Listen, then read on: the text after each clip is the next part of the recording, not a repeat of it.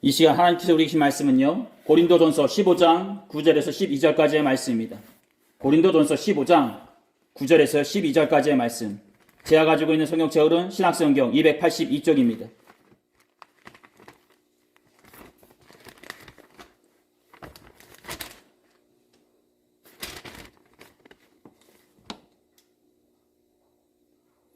고린도전서 15장 9절에서요 12절까지의 말씀입니다.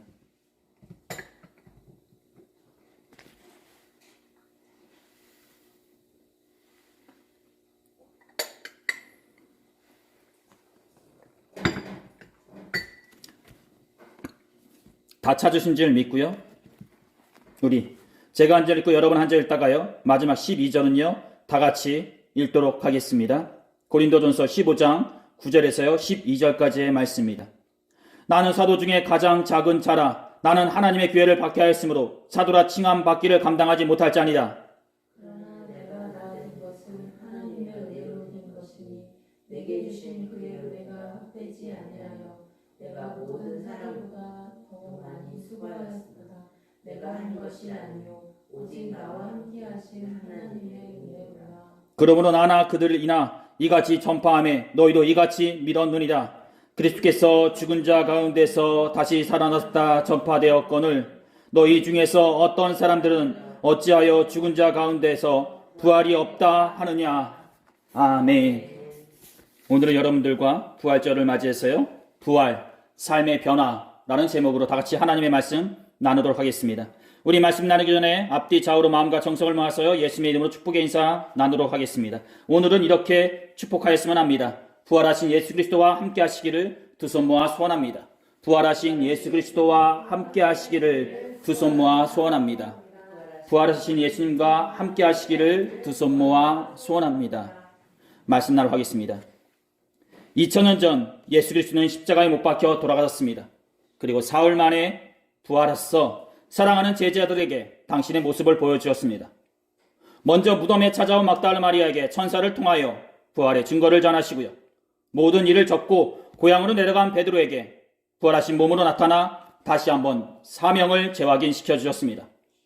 또한 엠마오로 내려가는 두 명의 제자에게 나타나 성경에 기록된 대로 예수 그리스도의 고난과 부활에 대해 전해주시고 그들의 눈을 뜨게 하심으로 그들이 다시 예루살렘으로 올라가게 하셨습니다. 마지막으로 오늘 우리가 함께 나눌 바울에게 나타나 그의 눈의 비늘을 벗겨지게 하심으로 그를 이방인의 선교사로서 그리고 27권의 신약성경 중에서 13권의 편지를 쓴 저자로서 세워주셨습니다. 물론 바울을 공부하는 사람들 사이에서요 바울이 쓴 13권의 편지들 중에서 7개만이 진정하고 나머지는 바울이 쓴 것이 아니다 라는 논쟁이 오가고 있지만 오늘 우리가 나눌 것은 그런 것을 얘기하려는 것이 아니라 바울과 같은 여타의 다른 사람들처럼 부활하신 예수 그리스도를 만난 사람에 대해서 나누려고 합니다.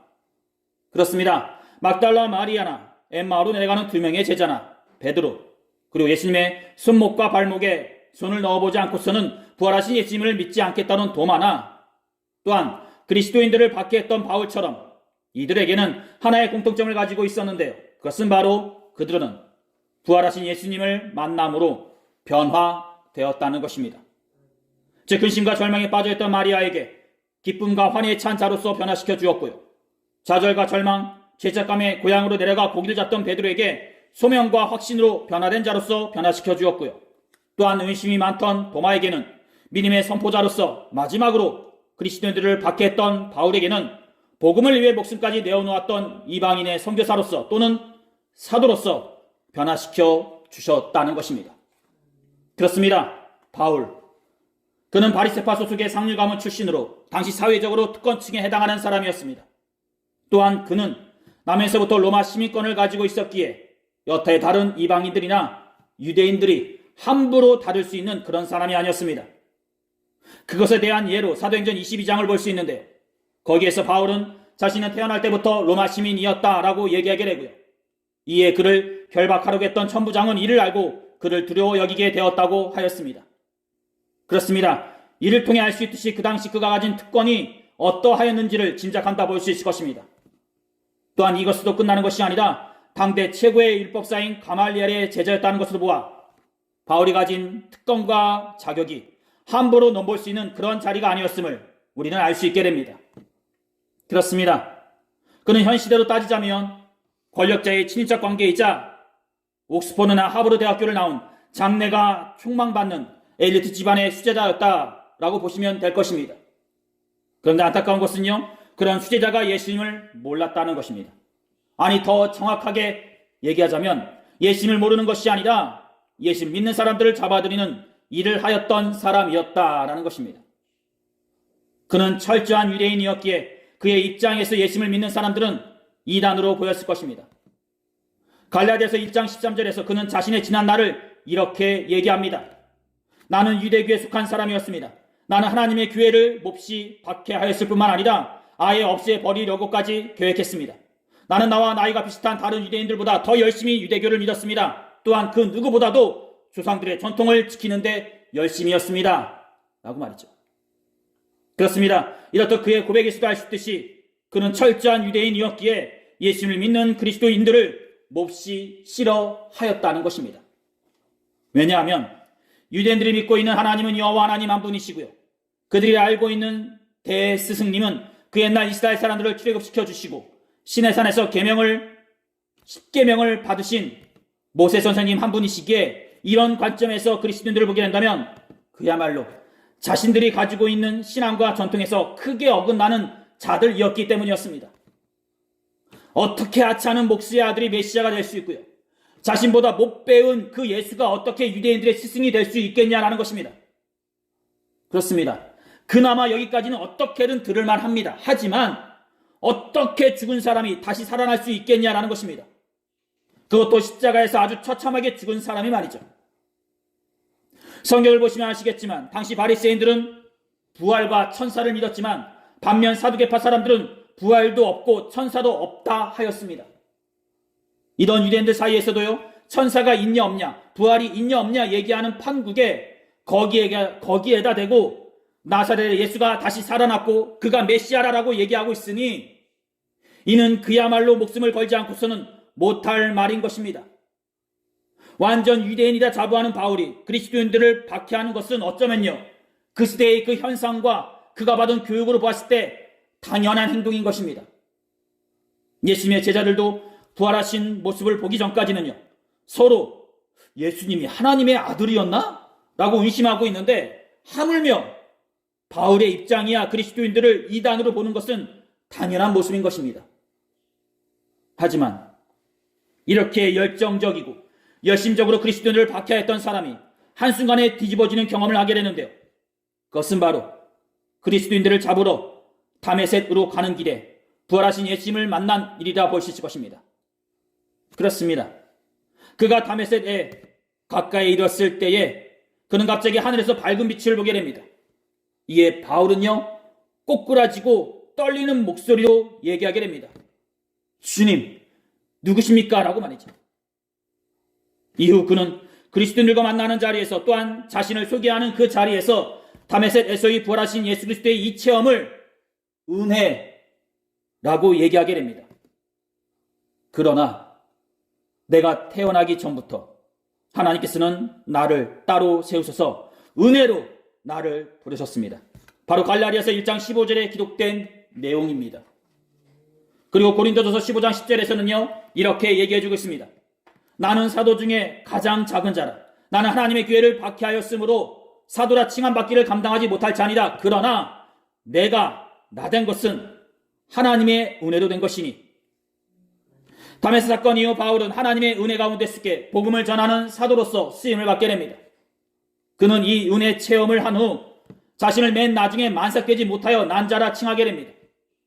이후 그는 사람들에게 자신을 소개할 때 나는 사도 중에서 가장 작은 자요, 하나님의 교회를 박해하였으므로 사도라 칭함받기를 감당하지 못할 자라 얘기하게 됩니다. 그렇습니다. 전에는 그리스도인들을 박해하였던 사람이 그리스도를 전하고 선포하는 사람으로 180도 완전히 바뀌게 되었던 것입니다.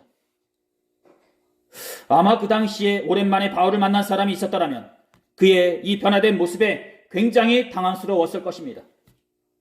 며칠 전만 해도요, 그리스도인들을 잡으러 간다고 얘기했던 사람이 며칠 사이에 예수님을 믿으라고 얘기하고 있으니 이는 그야말로 충격 그 자체로 다가왔을 것이요, 그의 바뀐 행동과 말들을 보면서 바울 주위에 있던 사람들은 그야말로 많이 당황스러웠을 것입니다.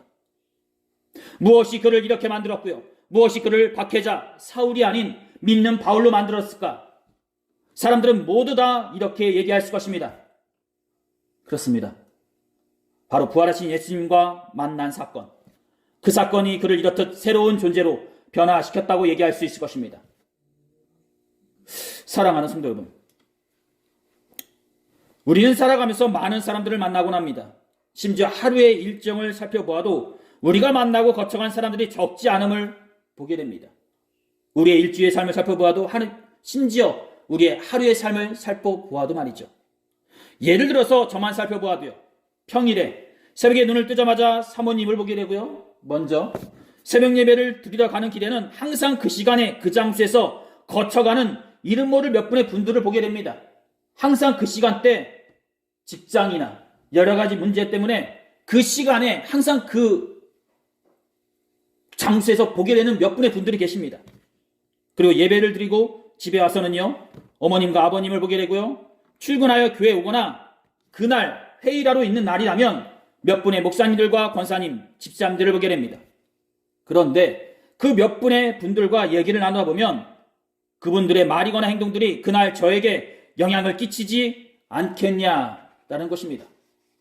그 영향이 선한 영향력이면 좋은데 나쁜 영향력이거나 부정적일 수도 있기에 저 같은 경우에는요, 특별하지 않은 이상 토요일에 약속을 정하지 않는다 볼 것입니다. 왜냐하면 토요일의 만남이 주일까지 영향을 끼칠 수도 있기 때문입니다. 이렇듯 제가 만나는 사람들과의 관계에서도 어떤 영향이 있듯이 여러분들도 사람들과 만나는 그 관계 속에서 어떤 영향을 받으시지 않나 싶습니다. 그리고 그 영향이 누군가를 만날 때는 좋은 능력으로 여러분들에게 선한 영향력을 끼치지만 어떤 분을 만날 때는 해로운 영향력을 받으실 때도 있지 않나 싶습니다.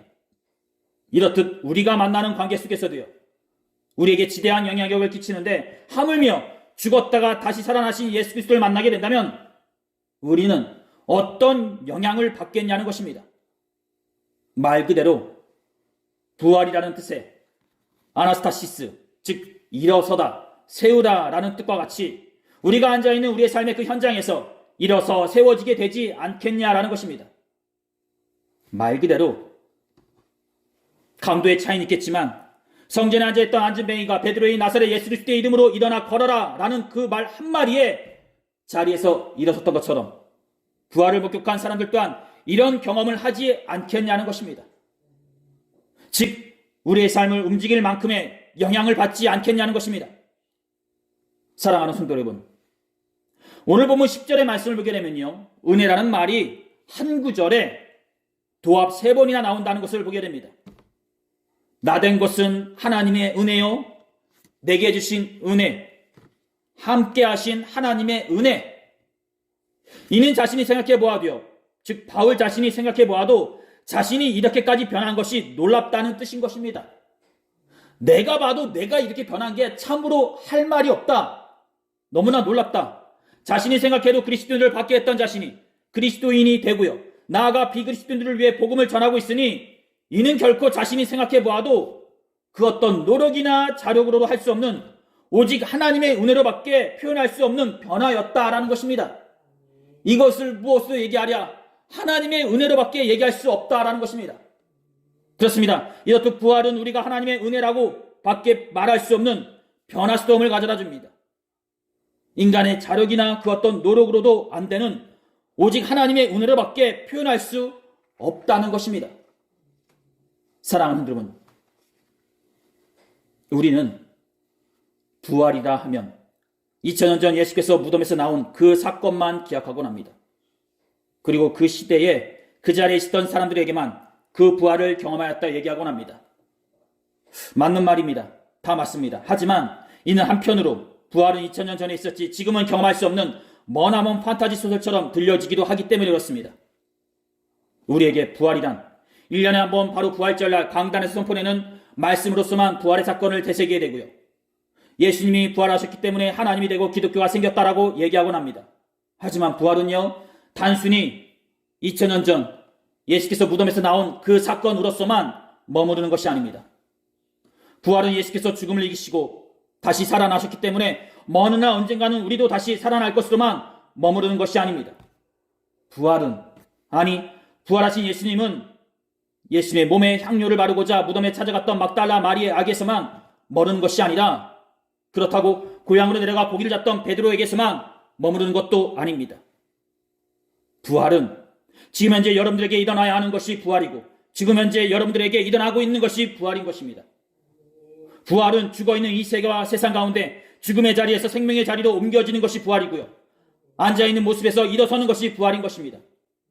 부활은 1년에 한 번 겪게 되는 행사와 같은 것이 아니라 바울처럼 우리의 삶의 현장에서 새롭게 바뀌어지고 새롭게 변화되어지는 것이 부활인 것입니다.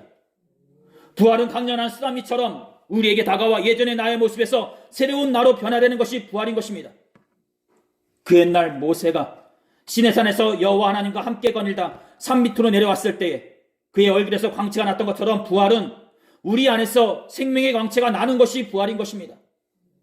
부활은 먼 날 예수님이 다시 오실 때 일어나야 할 사건으로만 머무르는 것이 아닙니다. 물론 그것도 부활의 큰 뜻을 품고 있기도 합니다. 하지만 그것만으로 부활을 다 얘기하는 것이 아니라 부활은 현재 죄 속에 파묻혀 죽어있는 우리에게 예수님 안에서 살아있는 자로서 새롭게 일어나는 것이 부활의 사건이기도 하다는 것을 간과해서는 안 된다는 것입니다. 로마서 6장 11절에 이런 말씀이 있습니다. 자신을 죄에 대해서는 죽은 사람으로 하나님께 대해서는 그리스도 예수 안에서 살아있는 사람으로 생각하십시오. 현재 세상은 죄로 인해 죽어있는 상태에 놓여져 있습니다. 우리가 먹고 마시고 움직인다고 해서 살아있는 것이 아니오 우리가 호흡하고 생각하기에 살아있는 것도 아닙니다. 왜냐? 죄라는 큰 관 속에 우리가 놓여져 있기 때문에 그곳에서 아무리 활동하고 생각해봤자 죽어있는 존재이기 때문입니다. 하지만 이 죄라는 관을 뚫고 그 관 속에 있던 우리를 일으켜 세우시는 분이 계시는데 그분이 바로 예수님이신 것입니다. 그리고 그 예수님 안에서 행하신 분이 바로 하나님이신 것입니다. 야고보서 1장 15절에 욕심이 잉태한 즉 죄를 낳고 죄가 자라면 죽음을 낳는다 하였습니다. 즉 죄에 속한 모든 것들은 죽어 있다는 것입니다. 그리고 그 죽어 있는 존재를 예수님이 그리스도인 것을 알게 되므로 살아있는 존재로 새롭게 일으켜 세워지는 것이 바로 부활인 것입니다. 즉 막달라 마리아나 예수님의 12 제자들이나 예수님을 알고는 있었지만 예수님이 그리스도인 것을 예수님이 하나님인 것을 몰랐습니다. 그러기에 그들은 각자 예수님이 이 나라를 통치하실 때 좌편에 나를 세워주시고 우편에 내 친구를 세워주십시오라고 얘기하였던 것입니다. 즉 그들은 세상적인 판단과 기준으로 자신들의 그 이기심과 욕심에 맡겨 예수님을 따랐던 것입니다. 12 제자들 모두 다 욕심과 이기심의 눈꺼풀이 뒤덮어져 있었기에 예수님을 예수님으로 보지 못하였던 것입니다. 하지만 부활의 예수님을 만남으로 자신들의 눈꺼풀이 벗겨지게 되고요. 예수님을 예수님으로 그리고 메시아로 보게 되었던 것입니다. 이것이 바로 예수님의 부활이자 제자들에게도 죄라는 죽음이 벗겨지고 부활의 체험을 하게 되는 사건인 것입니다. 오늘 말씀의 등장인물인 바울도 마찬가지입니다. 그가 아무리 바리새파 출신의 상류 가문 출신이요 헤롯의 조언자이자 유명한 율법학자인 가마리엘의 제자이면서 남에서부터 로마 시민권을 가지고 있었다 할지라도 그는 죄로 인해 죽어있는 존재였습니다. 하지만 다메섹 에서의 부활하신 예수님과의 만남이 그에게 죽어있는 세상 가운데 살아있는 존재로 즉 부활의 기쁨을 맛보게 해주었던 것입니다. 그리고 나아가 이 사건이 그를 비그리스도인들에게 복음을 전하는 전도자로서 그리고 사도로서 세워지게 하였던 것입니다. 즉 인간으로서는 도저히 믿겨지지 않는 그 변화스러움을 그는 겪었던 것입니다. 사랑하는 성도 여러분, 말씀을 나누는 도중 여러분들에게 한 가지 질문을 드릴까 합니다. 바로 현재 여러분들은 죽어있는 존재로 계시냐 아니면 부활하신 존재로 살아 계시냐라는 것입니다. 쉽게 얘기해서 부활하시기 전에 예수님을 따랐던 제자들처럼 계십니까? 아니면 부활하신 예수님을 만남으로 은혜 가운데 부름받은 존재로 사도로 제자로 부활받은 존재로서 계시냐는 것입니다. 쉽게 얘기해서 은혜라고 표현할 만큼 변화된 존재로서 내가 이 자리에 서 있냐라는 것입니다. 그렇습니다. 세상은 죽어 있습니다. 그 죽어있는 세상 가운데 예수님 안에서 행한 하나님을 믿으심으로 죽어있는 존재 가운데 생명으로 살아난 자들로 있는 것, 이것이 바로 부활인 것입니다. 사랑하는 성도 여러분, 우리가 현재 부활받은 존재로 있다면 기존의 나된 모습이 아닌 내 안에 예수 그리스도와 연합된 자로서 새로운 피조물로서 존재하는 것입니다. 새로운 피조물로서 존재한다는 것, 그것은 우리가 새로운 피조물로서 변화되었던 것처럼 우리의 삶 또한 변화된 존재로 있다는 것입니다. 썩을 것으로 심고 썩지 아니할 것으로 다시 살아나며 욕된 것으로 심고 영광스러운 것으로 다시 살아나듯이 부활이란 변화스러움을 가져다 줍니다. 그리고 그 변화스러움 가운데 부활하신 예수님께서 우리를 통해 드러나는 것입니다. 즉 부활로 인해 변화된 우리의 삶을 통해 예수님이 그리스도인 것을 전하는 것이요, 그 삶과 행동을 통해 그리스도의 증인과 부활의 증인으로 살아가는 것입니다. 사랑하는 여러분, 한 가지 더 질문을 드리면서 오늘의 말씀 마치도록 하겠습니다. 현재 여러분들은 부활받은 존재로 서 계십니까? 아니면 부활을 기다리는 존재로 서 계십니까? 그 옛날 예수님께서 죽음에서 일어나 제자들과 사도들에게 부활의 증거가 되셨던 것처럼 현재의 우리와 우리의 공동체를 통해 부활의 예수님이 일으켜 세워져 전하여 지기를 두 손 모아 소원합니다. 또한 바울의 다메섹에서의 은혜 체험이 저와 여러분 우리 공동체 가운데 그리고 매 예배와 생활 가운데 부활하신 예수님의 은혜 체험으로 다가오시기를 두 손 모아 축원드립니다. 오늘 하나님께서 우리에게 주신 말씀은 여기까지입니다. 기도하시겠습니다. 귀하시고 복되신 우리 주 하나님 아버지, 주님의 부활을 믿고 따르는 주님의 백성들이 한 자리에 모여서 주님의 말씀을 나누었습니다. 우리가 지금 나누는 말씀처럼 주님의 부활과 함께 우리 또한 항상 변화된 자로서 있게 하여 주시옵시고, 그 변화된 능력 가운데 우리의 삶의 환경 또한 변화시키는 주의 백성들이 되게 하여 주시옵소서. 우리가 어느 곳에 있다 할지라도 변화된 자로서 주님의 이름을 높이고 이웃을 사랑하며 주님의 나라를 위해 일하는 귀한 주의 성도들이 되게 하여 주시옵소서. 주님, 항상 주님과 함께 하기를 바라며 이 모든 기도를 우리 주 예수 그리스도의 이름으로 간절히 기도 드렸사옵나이다. 아멘.